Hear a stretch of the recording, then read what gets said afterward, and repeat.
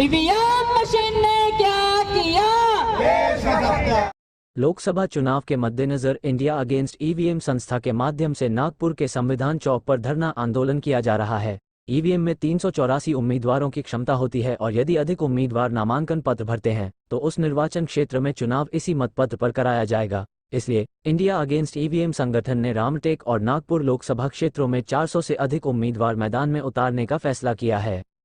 अब इस आंदोलन को विपक्षी पार्टी भी इनके समर्थन में आ रहे हैं और इनका कहना है कि चुनाव आयोग को बैलेट पेपर पर चुनाव करवाना चाहिए। शिवसेना पार्टी रामटेक से आए कार्तिक लारोलकर, जो उद्धव ठाकरे गठ के बैनर तले काम करते हैं, पार्टी के लिए रामटेक लोकसभा के युवा नेता है, आंदोलन में समर्थन देने आए हैं। नमस्कार, कार्तिक लारोलकर। आज हम कलेक्टर ऑफिस में आए थे। आज हमने नामांकन के लिए रामटेक लोकसभा क्षेत्र से उम्मीदवारी के लिए नामांकन पत्र लिया और रामटेक लोकसभा से माननीय श्री स्वर्गीय बाला साहेब जी ठाकरे, इनके सिद्धांतों पर, इनके विचारधाराओं पर आज हम रामटेक लोकसभा से उद्धव गठ से हम टिकट की मांगनी कर रहे हैं और हम कुछ बड़े नेताओं तक भी पहुंचे हैं।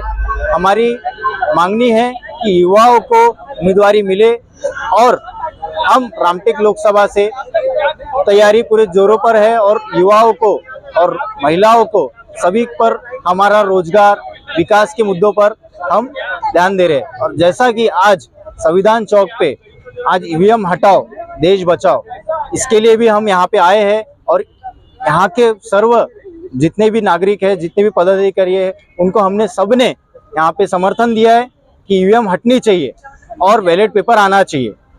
लगातार 2 महीने से, यानी 2018 से हम लोग यहाँ पे बैलेट आना चाहिए इसका प्रयास कर रहे हैं, लेकिन 2 महीने से हम लोगों ने इस आंदोलन को तीव्र किया। आज 20वां दिन है इस अनिश्चितकालीन धरना का कि यहाँ पे बैलेट पेपर आया और ईवीएम हटे। फिर भी देश में इतना बड़ा मोर्चा निकला है, ईवीएम के खिलाफ आवाज़ें और तेज हो रही है, फिर भी चुनाव आयोग ने संज्ञान नहीं लिया और देश विरोधी भूमिका चुनाव आयोग ने ली। और इस बार के जो चुनाव है उन्होंने जाहिर किया लोकसभा के चुनाव के ईवीएम मशीन के माध्यम से होंगे।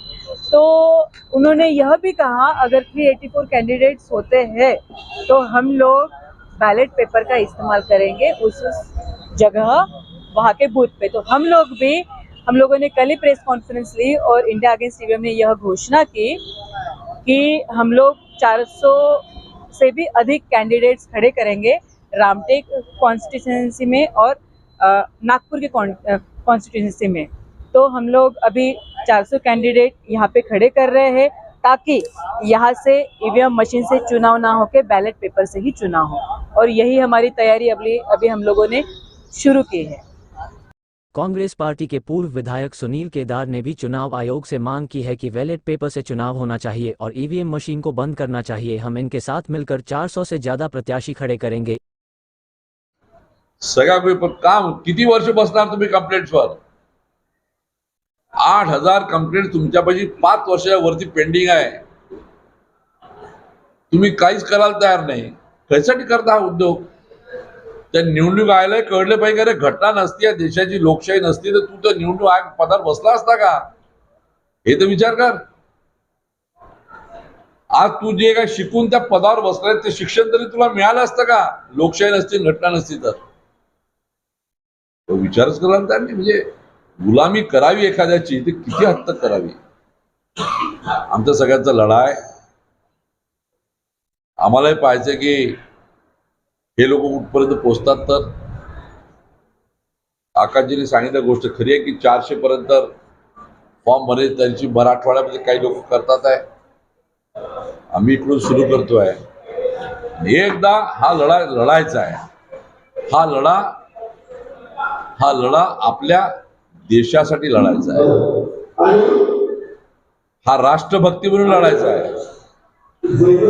राष्ट्रभक्ति है, ये राष्ट्र प्रेम है। मिलकर आकाश में जो इस आंदोलन को आगे बढ़ाने का अभियान इन्होंने चलाया है, इन्होंने कहा हम 24 तारीख को एक बहुत बड़ा आंदोलन करेंगे और जनता को जागरूक करेंगे कि हमको समर्थन दो और हम लोग रामटेक और नागपुर लोकसभा से 400 से ज्यादा प्रत्याशी खड़े करेंगे, जिससे चुनाव आयोग को बैलेट पेपर से चुनाव कराना पड़ेगा।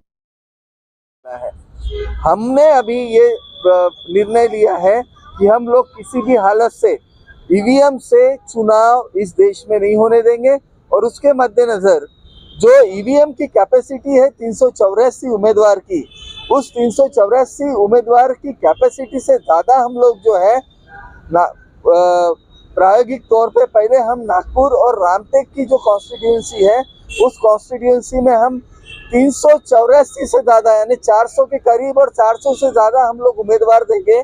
और 400 से ज़्यादा उम्मीदवार खड़े करके हम लोग जो है मांग करेंगे कि जो इन दोनों कॉन्स्टिट्यूंसी के लिए कम से कम नागपुर और रामटेक के लिए कम से कम जो है वो बैलेट से ही चुनाव हो।